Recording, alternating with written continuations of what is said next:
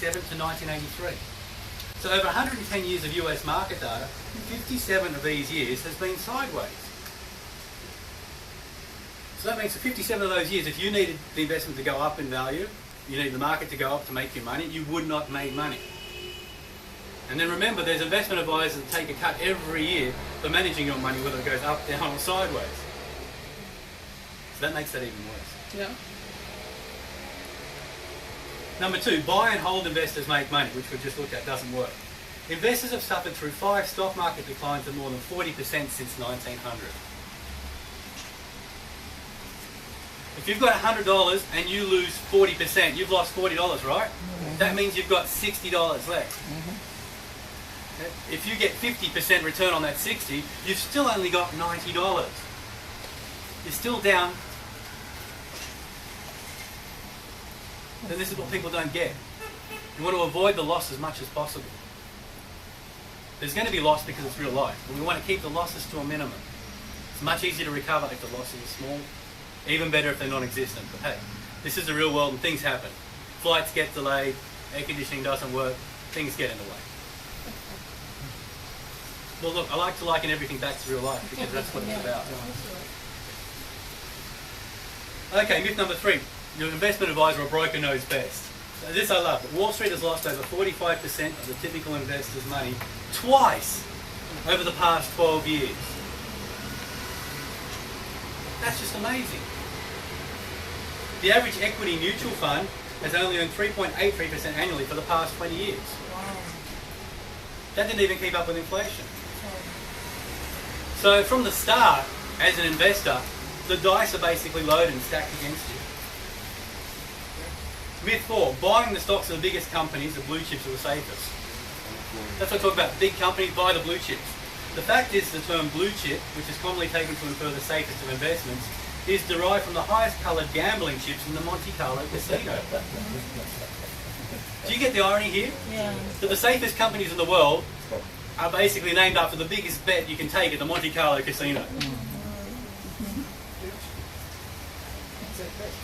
Exactly. And most people don't know that. Now, oh, look, I'm in blue chips, I don't have to worry. Really? Hang on, guys.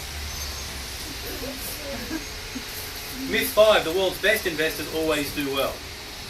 The fact is, since the middle of 1998, one of the world's greatest investors has only averaged 2.3% a year, while US Treasuries have returned 3.28% annually over that same time period.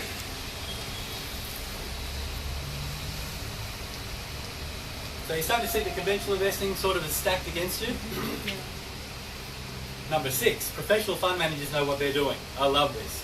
Last year, out of 8,036 mutual funds that were tracked by Lippers, which is an organisation that tracks the performance of funds, 7,399 of those funds lost money. That means 93% of the funds last year they tracked lost money. By the way, we end up about 9.5% for the year net of fees. So we're on the other side of that. Another myth is that all you need to find is that next hot investment or the best fund manager or something like that. And this is really cool because Eleanor Lays of the Wall Street Journal, she looked at the top performing diversified mutual fund in the US at the end of the decade. The fund was the GCM Focus Fund, which had an annualised return of 18.2%. Now 18.2% a year compounding is phenomenal. It's a really good return in this sort of investment. How much do you think people made over 10 years?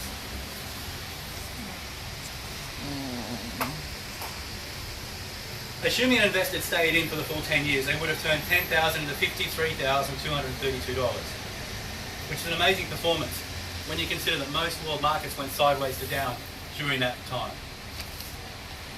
The performance of the fund is important to note, as it illustrates there are great investments out there if you're willing to look.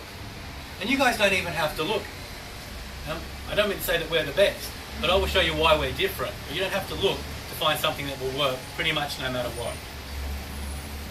We're basically okay up until about Armageddon, in which case it doesn't matter. Okay.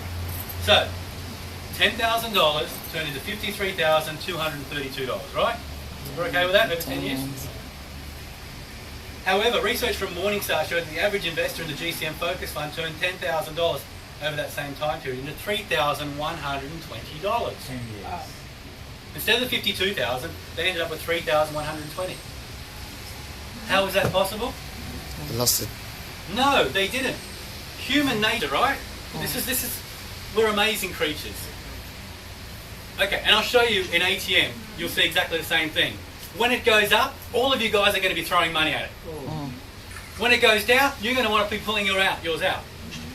So you basically buy high at the highest price and you sell at the lowest price. It doesn't make sense. And that's what these guys did. Every time the GCM Focus Fund had a great month, they got lots and lots of investors piling through the doors. And then they have a bad month and all the people pull their money out. If they had just sat on their backsides and done nothing, they would have turned 10,000 into 50,000. Instead, by playing that game, the average investor lost 69% of the money they had invested. That terrifies me.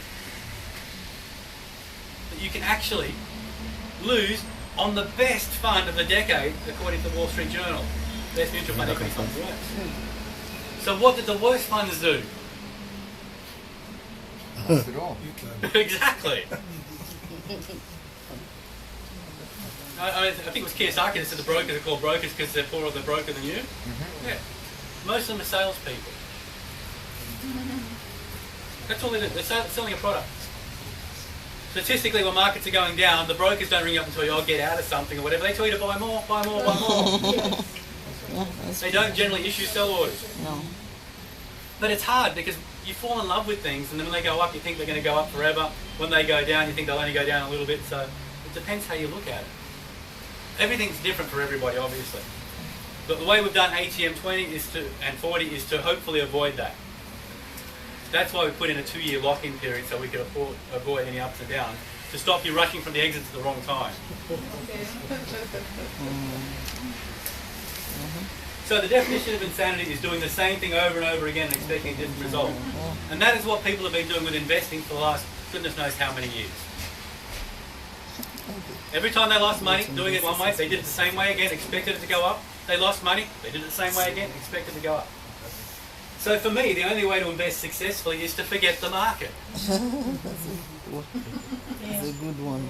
If I'm not part of the market, I don't care if the market's going down.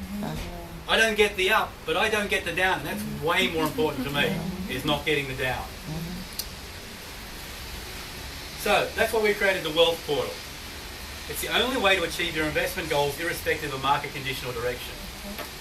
Okay? If China falls over tomorrow, we don't care. If Iran wants to go to war with someone, it's going to be a little annoying, but it shouldn't affect our investment. There's not many people who can say that. You're able to access world-class investment strategies at a fraction of the price. And that's the most exciting part with the ATM 20 and ATM 40 range.